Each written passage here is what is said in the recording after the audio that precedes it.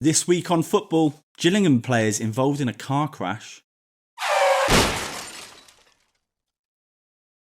Victor Nelson discovers an ear-dwelling insect. Possibility to play in the Champions League group stage. And James Maddison 1, Bournemouth fans 0. Southgate's right, you fucking shite! Southgate's right, you fucking shite! Speaking wisdom into my mind. Tell me stories of all that are great. Cherish these days before it's too late.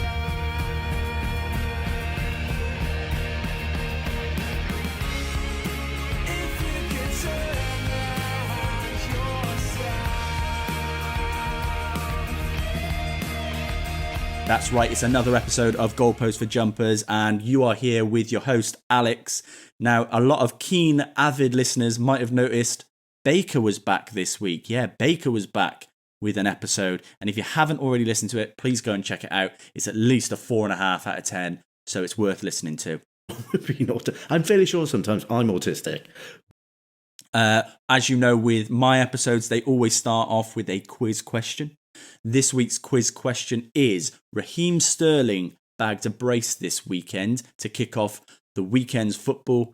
How many Premier League goals does Raheem Sterling have? Is it A, 84, B, 60, or C, 117 goals? So, 3 answers. The answer will be given to you at the end of the show, as you know. What is new in the world of football? Well, I'm going to tell you what is new.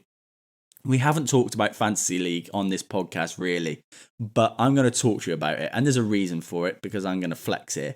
I am the worst. Maybe I'm definitely below average on Fantasy Premier League. I overthink things. I make too many changes, and most of the time I don't have Haaland in my team. Well, this season's no different. I've got no Haaland.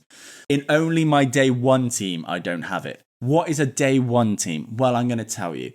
Every year for the last 5 or 6 years, me and my friend Tom have put a bit of money on the line. I say a bit of money, a decent amount of money, and we both pick a team. It's separate from our normal teams.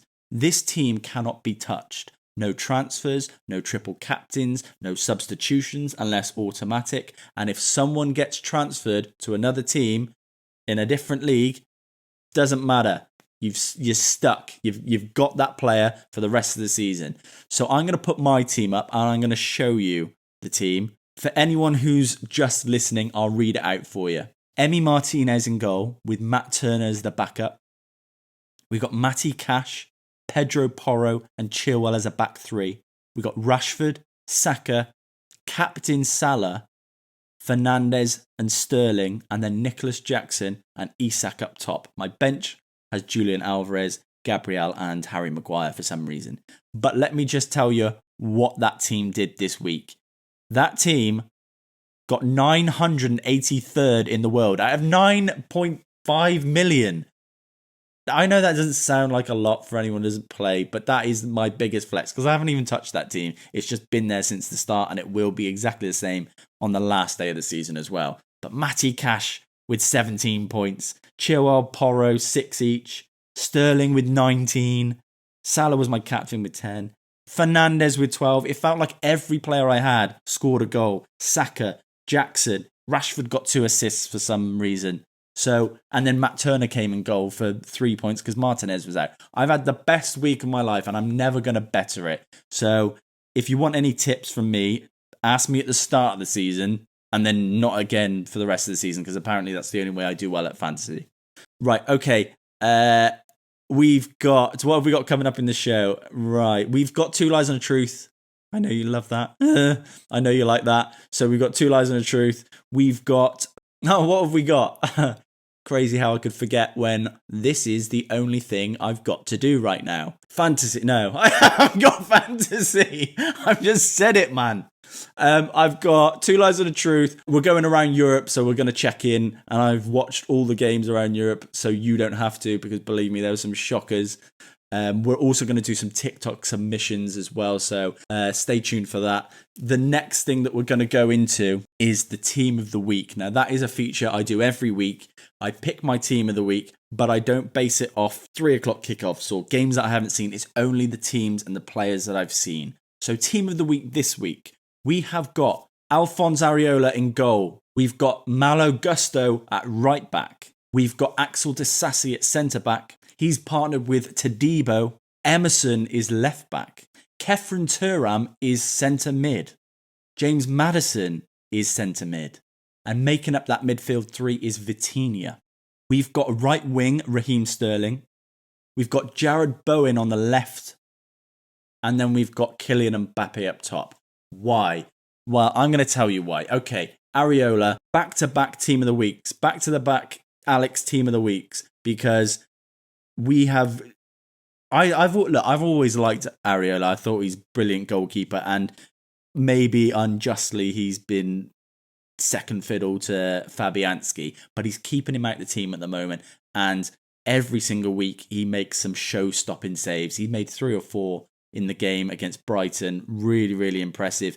Yes, they ended up beating Brighton quite comfortably, but those couple of saves at important times, just, you know, when a team's really pushing to get back in the game and they do grab that goal and the home fans get up and they're behind them, well, Areola was there to stop all of that. And I just thought all round absolutely fantastic performance and impressed me again after last week.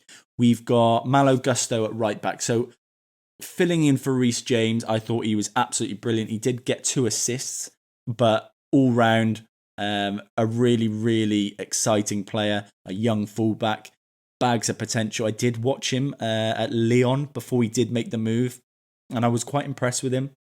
I thought, how is he going to handle the Premier League? Well, he came up against Luton, and yes, not the most difficult team in the league, but a very British team in terms of their playing style, and I thought he was brilliant. Thought he matched exactly what we would have expected out of Reece James. Like I said, he got 2 assists, and I thought all round, yeah, really good performance. I've got Disasi in there again, a back-to-back team of the week for Disasi. He's just an absolute monster, wins everything in the air, and again, someone I thought, how's he going to cope with the Premier League? Well, he's just bossing it at the moment.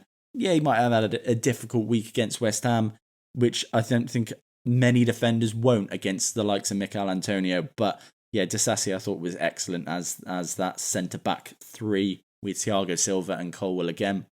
We had Emerson at left-back. Yeah, really impressive West Ham performance. One of many West Ham players in my team this week. I was struggling to find a left-back, really. I did consider Diogo Dalot filling in at left back for Luke Shaw because I thought he was good, but when you concede, 2 goals to Forest and just the way the game was, Man United not on top form, I thought Emerson just had an all-round great performance and a great team performance and contributed really well. We have in midfield Kefren Turam. Anyone who hasn't seen this guy play, he is a Nice centre midfielder. He is the son of Lilian and the brother of Marcus. So, yeah, a really talented family, but very different. Obviously, Lilian Thuram, a defender, World Cup winning defender. We have Marcus Thuram, who now plays centre forward for Inter Milan. But this guy, Kefren Turam, really young, I think he's 22 years old, bosses midfield, really physical, receiving the ball, not losing it. There's that hint of Pogba, but that security of Rodri. I really, really like him, and I think a player that will go right to the very top. So I'd be excited to see Thuram for the rest of this season. We had James Maddison next to him. James Maddison, again, scored a goal, but an all-round fantastic performance. One of my favourite players is James Maddison. I think he's just a brilliant, brilliant footballer. I gave my reasons last week, but again, well-taken goal. And really the difference between the two sides like he was the week before.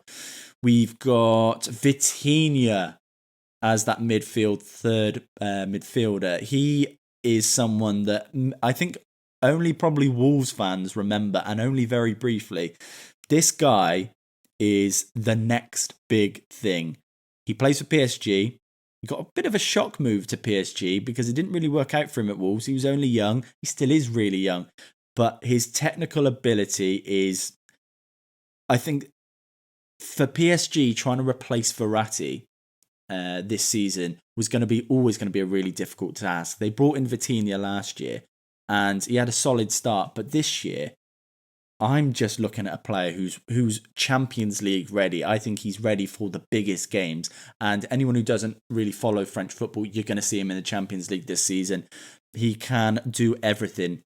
In terms of dribbling and passing, that's where I'm matching him with Verratti. I think he's at that level. So Vitinha, for me, gave the performance of the weekend. So if you haven't seen him, please look out for him. He is a top player. We've got Raheem Sterling. Raheem Sterling is back and he's at right wing. A brace on the weekend, on the Friday night.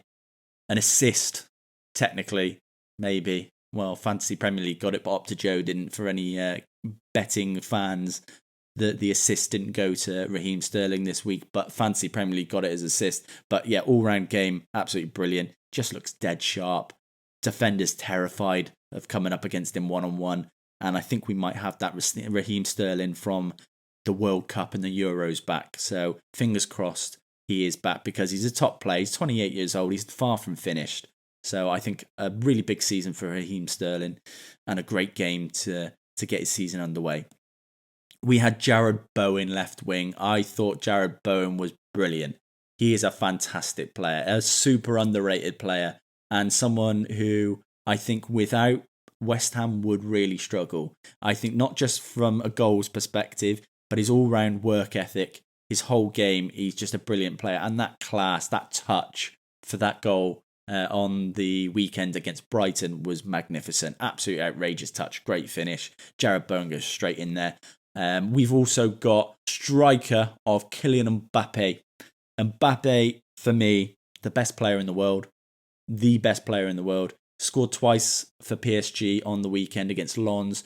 A really quite a difficult game there for PSG. They're not started very well. They've not got a win yet. Well, that game they did win 3-1, and Mbappe 2 goals, and was just, for me, absolutely fantastic. I think there's no player, and obviously, look, we'll compare him to Haaland.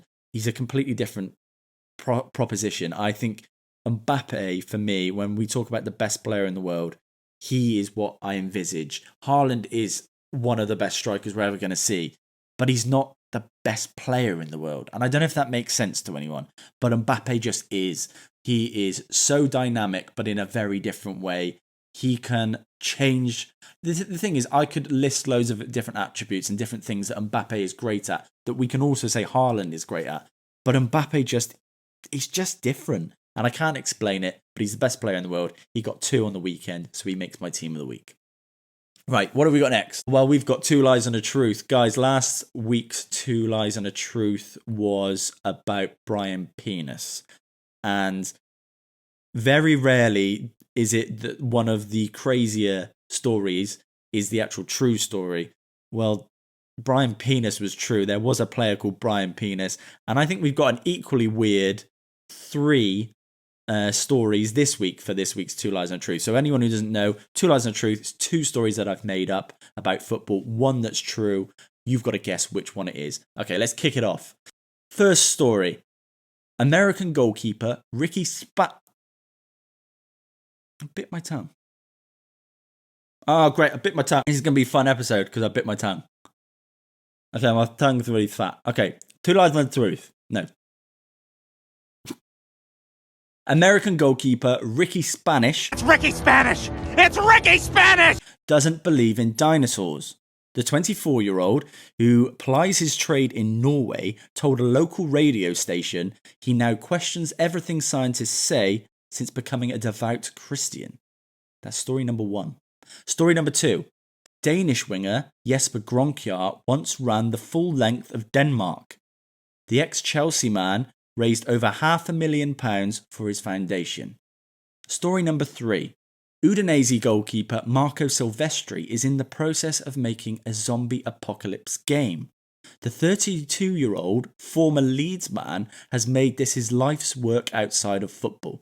That's 3 stories. You've got to guess which one. The answer will be at the end of the show, along with the quiz question answer as well. I can't speak today. It's so fucking fun. Right, okay, what have we got next? Let's do TikTok submissions. Okay, what have we got? For anyone, again, who doesn't know this bit, this is where a few people I've selected can send me TikToks and I will live react to them. And we've had some fantastic ones. We've had Cal the Dragon. We've had some guy who was dancing. We've had some guy who had puppets. It's really quite fascinating. I'm filling time here because I can't find the fucking messages. Okay, I've got them. It says Pepe. That one. Yeah. Pepe at Arsenal, 112 appearances, 27 goals, 21 assists. Anthony. Sorry, hold on. Pepe's got 27 goals for Arsenal. Yeah. Anthony and Sancho at United combined, 127 apps, 20 goals, 9 assists. I already know this about Pepe because I looked at Pepe and, you know, I mentioned my day one team earlier that I've done for a few seasons. I want to put Pepe in there because I actually rated him. I don't think he's as bad as people made out. Yeah, his career's fallen off since coming to Arsenal, but what he did in the French league was outrageous. And, you know, he did once score 10 Premier League goals in a season. So he's not the worst player ever. Okay, I'm going to let this video play on. Right, but and you're telling me Eric Ten Hag didn't buy Sancho. Wait, what, Anthony? And you were saying Pepe was the biggest flop. Well, look at his stats compared to them two. Why are you reading stuff out anyway? Yeah, I mean, look, Anthony's not been the greatest since we bought him, but I think he's got a lot to learn. He's very young. I think a lot of United fans will give him a proper chance as well. I mean, me personally, I've given him more than 1 or 2 chances, and I still believe in him. I think, you know, super talented player. It's just his decision making. I think a lot of us United fans are getting really, really frustrated with. I think he's probably got another season. So from now to the end of the season to really sharpen up on just a few little things. Defensively, really great. I love what him and Wan-Bissaka do together. I think they're a really great little partnership.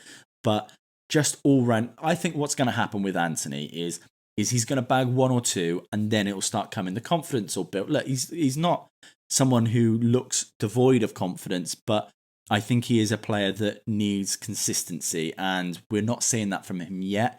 But for a young winger, you know, we saw Cristiano Ronaldo come as a young winger, 18, 19, 20, and frustrate fans. Anthony's doing the same. I'm not saying he's going to be Cristiano Ronaldo, but I think we deserve to give him a chance. Okay, next video. Oh my god. There's definitely a reason why CJ did not put up No way. the ball. You're seeing why the impact he has as an individual. Both of the goals were completed off of his broad shoulders, his work that he's put in. Maybe he gets them. Wow. Okay, so anyone who's just listening, I've just watched some unbelievable fans, but they're not at football.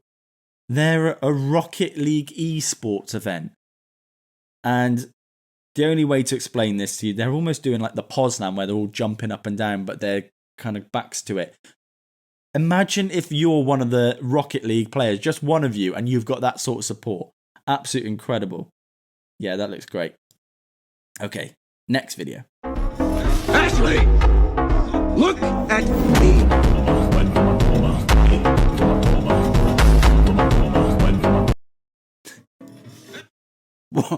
What's he going to do?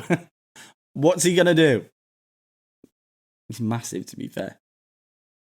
Thanks. Another really great football-related submission. And just joined us. Congratulations. Thank you, Ange. Good to see you. We're just going to get a microphone attached to you very quickly there, but we really do appreciate you making your way up to the studio there. Congratulations. Introduce yourself first, right? I love Ange Postecoglou. I think he's brilliant. I think he's refreshing. I think he just feels like a real bloke's bloke.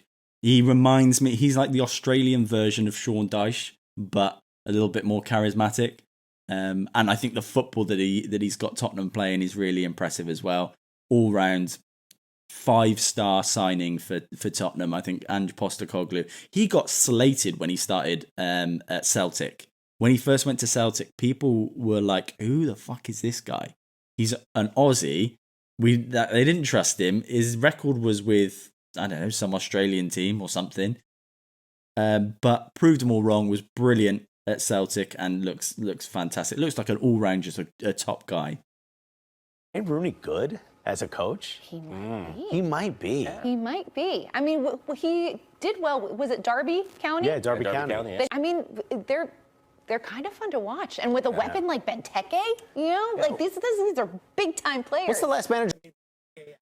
I mean, she's right. Benteke is a weapon. That made Benteke actually, that like made him tick, actually got him to score. I'm trying to think, before the move to Liverpool. Yeah, that might be Crystal Palace, right? It's so weird hearing an American say Crystal Palace. But just a quick, I'm so glad we're talking about Wayne Rooney. When you look at this DC team, where they've come from the last couple seasons, they look solid. Yeah. Your front three of Klitsch, was it now Dahomey and Benteke? That is a solid front three. And you have a quality player in Taxi Fontes on the bench. Taxi's a player come off the field called Taxi. Now you're forcing him to be an impact sub. There's a player called Taxi. I didn't know that. Because it was dire. Taxi. Dire for them. They were bottom feeders for the last 2 or 3 seasons. A player called Taxi. Sorry. This new football game might be better than FIFA and FC 24. This is Man of the Match, a free-to-play game coming to consoles and PC. Their goal is for everyone to essentially play a new football game. I am done with football games. FIFA has just killed it for me. The only good thing was pro clubs, but it's also scripted, and I'm not willing to invest my time into football games anymore. Maybe this one's all right. All right, fine, I'll get it. Man of the match. How are they getting away with that? I thought it was supposed to be player of the match, even though it's men playing, and they say that on Sky, and you've got to say player of the match instead of man of the match, even though it's a 22 men on the field. Has anyone noticed that? What a load of shit that is. Why they're doing that? I get that we can say player of the match for the women's game, but why can't you say man of the match? I don't get it. I'm confused. Anyway, why does that piss me off? Oh, because this fucking game's called Man of the Match. Yeah, I'm buying it just out of principle because it's called Man of the Match. Okay. Here's the reality. Kai Havertz is a massive flop with a capital F. Arteta has to drop Havertz in future games or Arsenal will not win the Premier League this season or any major trophy. And do you know what? Arsenal fans might get defensive. They might say I'm being biased and all this. Every big manager has had flops in their career. Sir Alex Ferguson had Forlan. He had Jemba. Guardiola had Bravo in his first season at City. All managers have big mistakes, big signings mistakes. 60 million quid for Havertz is awful business. He doesn't run between the lines. He's got no physicality. When he's on your side, if I was sat there, if I was an Arsenal player, does he make you inspired? Does he make you want to win a football match? He's not got a goal in him. He can barely pass the ball. He only passed the ball backwards out of play.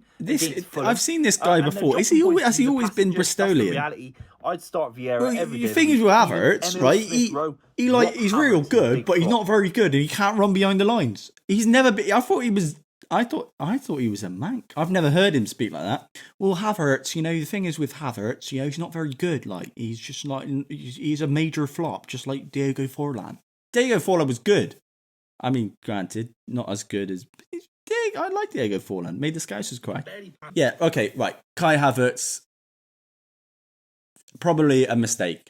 I think we can chalk that down to a mistake from Mikel Arteta already. I know it's early days, but what they had as a midfield three of Partey, Ødegaard and Xhaka now could have been strengthened by adding Declan Rice in there, but has been weakened by putting Havertz in there and putting Thomas Partey at right back. I think all Arsenal fans are pretty much in agreement that they want to see Partey play central mid and put Ben White into right back again. So quite a strange decision by Arteta.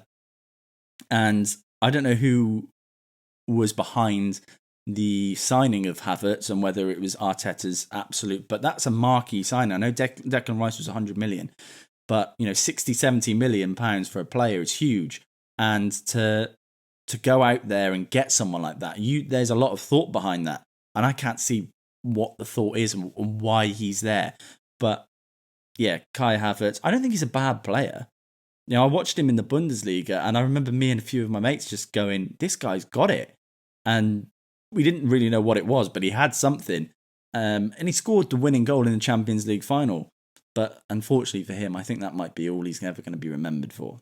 Let's argue, let's get at it. You crushed my heart and say it's nothing. You broke me down. I kept on cutting. I lay for you, and now I'm gushing. I lay for you, but you never came. Spinning my face, my love, you won't face me. Spinning. Phil Jones there with a fantastic header, maybe the best header of all time. Yeah, I like Phil Jones. Not gonna lie, I do like Phil Jones. Not as a player, but Can't believe. Okay, here's a man that I do love. Luke Chadwick is the best personality in football. The most humble guy. I remember he was always top of certain lists in football. And it was always the ugliest footballer list. But I think he's blossomed. I think he looks all right. He just looks like a normal bloke now. Really humble. And if you haven't heard any of his content, well, he's quite big on TikTok now, Luke Chadwick. And I think he's got his own channel. Go and check it out. I like Luke Chadwick. Let's listen to him. Premier League. And when I look back now, I can't either. Back in 2000, 2001, I was part of the Manchester United squad that won the league, and I played enough games to win a medal. Granted, I didn't have a huge impact on it, and I'm sure if I wasn't there, the club would have won the league, but it's still something I'm incredibly proud of, and I wear this around my neck as often as possible. I love Luke Chadwick, man. I love him. See? Humble. And there's not many footballers. I mean, look, if you're a footballer, at most levels, you still played in the Premier League, still won the Premier League. But if you're a footballer, most of the time, you've had to work really hard to get there. You've had to be the best, and most likely the best player in your school or in your team. And to come away from that into an environment where you're no longer the best, I think must be quite difficult. So to accept that, be self-deprecating, which Luke Chadwick does, I really rate that, because a lot of players go the opposite direction and are really arrogant. Luke Chadwick, I'd have a beer with you, mate. You wouldn't like to have a beer with me, but I would have a beer with Luke Chadwick. Maybe, if you wanted to. Okay. This is cool. So I've got two separate people who have both sent me the same submission. That's a first. That's a TikTok submissions first. It's the esports fans, the Rocket League fans. Go check it out.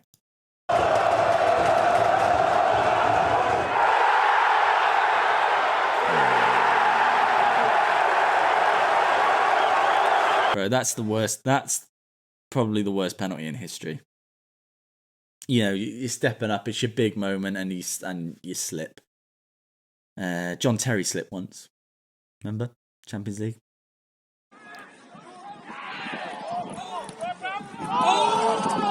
Bro, this guy. He's meant that. He's meant that. Do you know how I know this guy's a baller? And it's not because he's just done what he's just done. It's the fact that someone was filming him. And it's almost like they know to expect this sort of stuff from Steve. His name's probably Steve. Steve's class.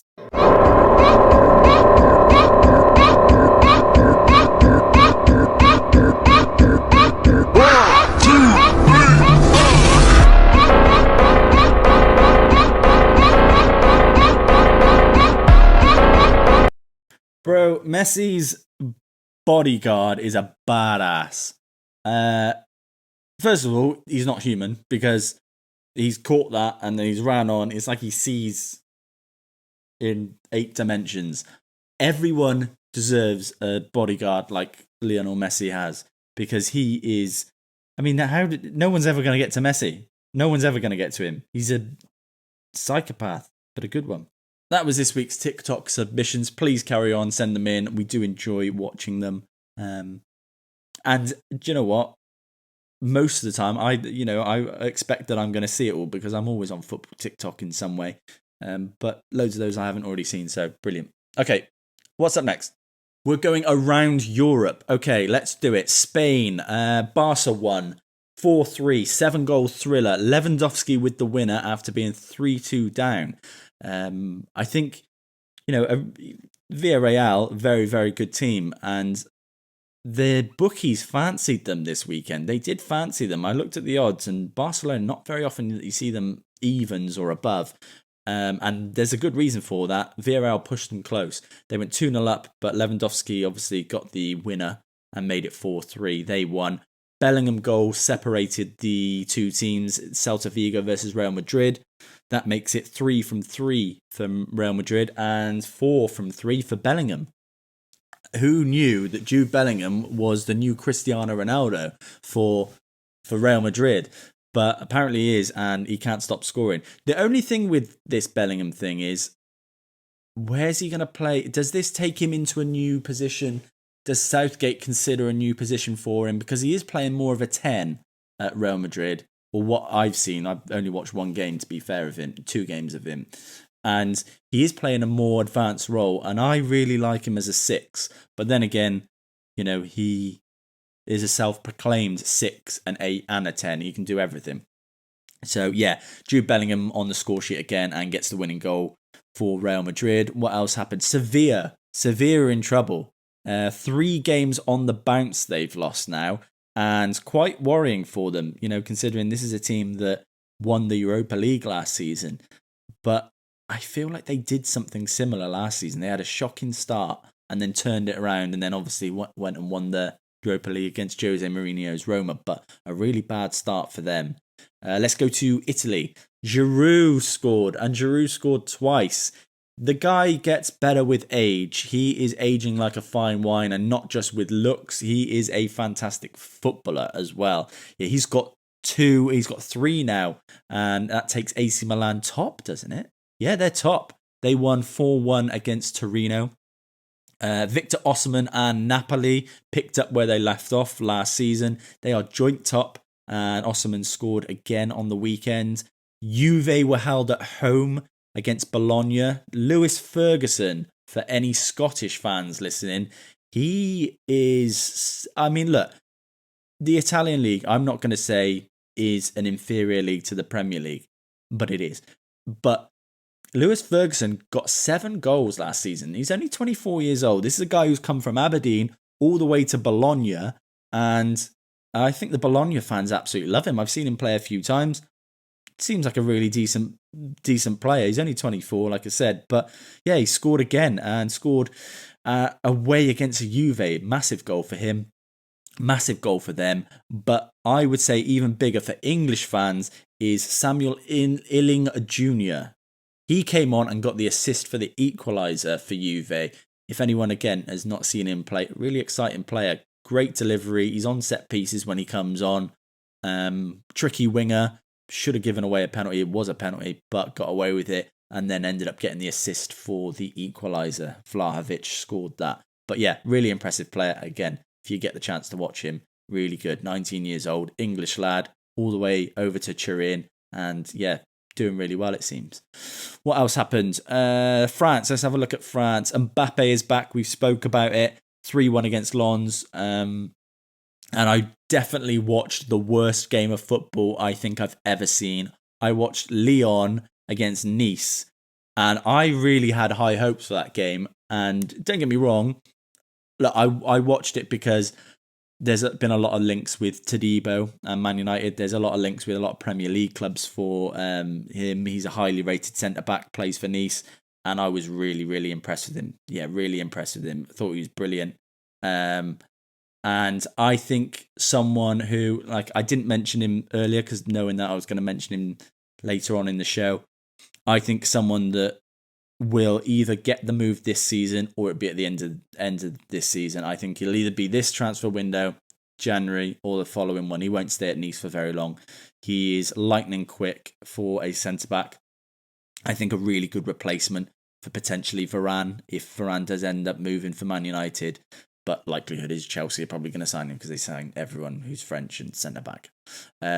Yeah, really impressed by him. I was really impressed by, like I said earlier, Kefren Turam in midfield for Nice, but Lyon are in major trouble. Laurent Blanc last week was basically talking himself out of the job, saying that they should sack me. Well, after that performance, watching that, they are It would finish 0-0, but honestly, both teams were lucky to get 0. It's one of the worst games I've ever seen.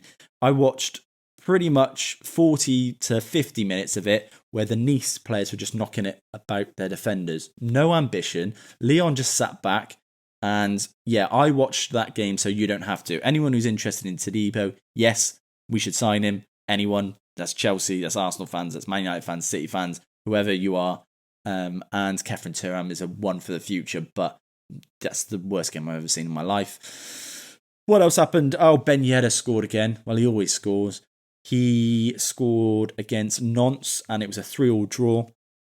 Monaco started the season really strongly. They are top. Yes, it was a 3-3 draw, but when we're looking at teams to challenge PSG, you're looking at a team that's going to have to score a lot of goals, and Monaco are definitely going to do that.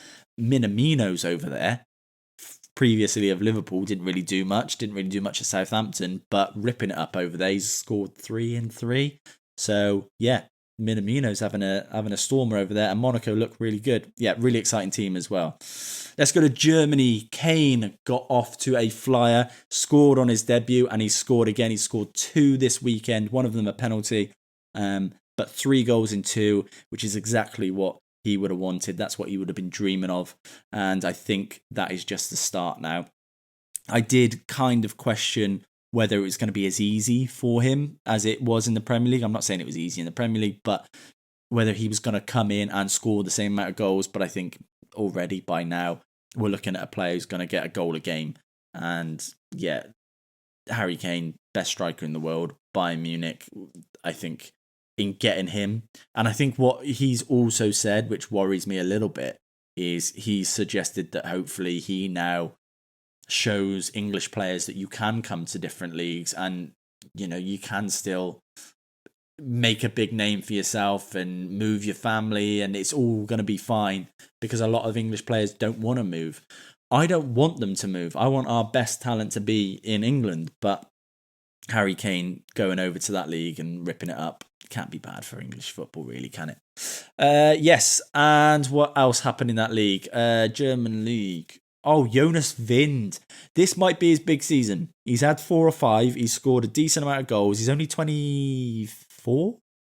24, I think he is. Danish centre forward. I think he was highly touted when he first came through, maybe 19, 20 years old. But now he's got 4 in 3 games. No, 4 in 2 games. Wait, is that 4 in 2 games? Yeah, they've only played 2 games. Yeah, Jonas Wind looks like he might be having his proper breakthrough season at Wolfsburg. Union Berlin are back-to-back 4-1 winners. Now, they won 4-1 in their first game, 4-1 in their second game this weekend. They look really strong. They finished 4th last season. A team not on a massive budget, competing with these big teams in the German league and actually in Europe as well. Yeah, really impressive. Back-to-back 4-1 wins. And Dortmund were held away at Bochum. They were 1-1, yes, 1-1 Dortmund. So not a great start for them. Bayern already look really strong. Let's be honest, that league's wrapped up already. Harry Kane starting to bag now. That league's wrapped up. Okay, right. We're coming to the end of the show. So as you know, and as you've been waiting for, we have some answers to some questions. The 2 lies and a truth. Let's go back through those stories, and you've got to try and guess which one's true if you haven't already. First story was American goalkeeper Ricky Spanish. It's Ricky Spanish! It's Ricky Spanish! Ricky Spanish doesn't believe in dinosaurs.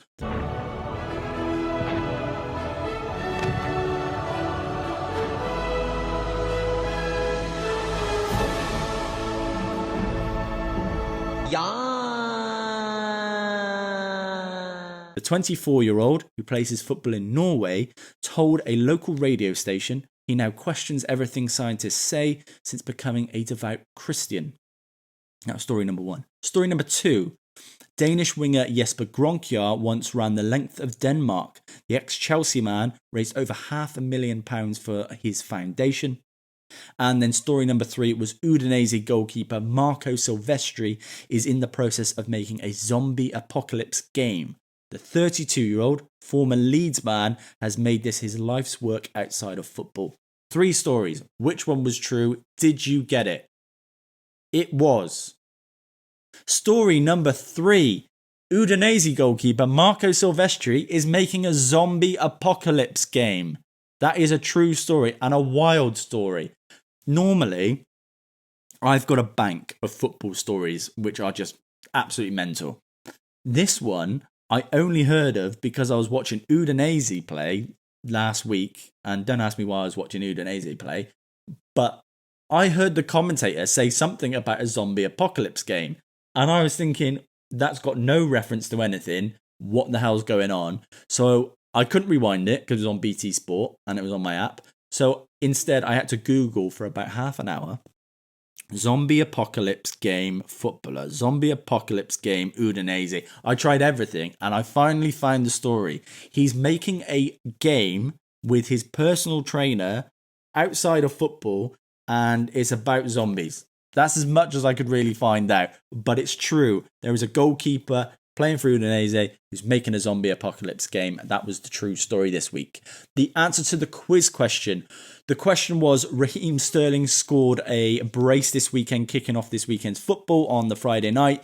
How many Premier League goals does he have? Was it A, 84, B, 60, or C, 117? Well, the answer was C, 117 goals. He's got 117 Premier League goals. Really impressive for a winger. You've got to remember, granted, there are players like Mo Salah who exist, but for someone who's grown up as in the era before kind of we had the goal scoring wingers, when he started at Liverpool and then when he started really scoring at City, that's when it started coming about. And, he's only 28 years old. And to score 117 goals, really impressive. Yeah, Raheem Sterling, 117 goals. He's back, and I'm really excited for him. Okay, we're finishing. Let's do it. Okay, guys, everyone who's already subscribed, amazing. Thank you so much. We appreciate your support. Anyone who hasn't already, please go and subscribe. Click the like button, click the subscribe button, click everything that you can, because it really helps us. And we are trying to get more than just 4 people listening to us every week. That would be really nice.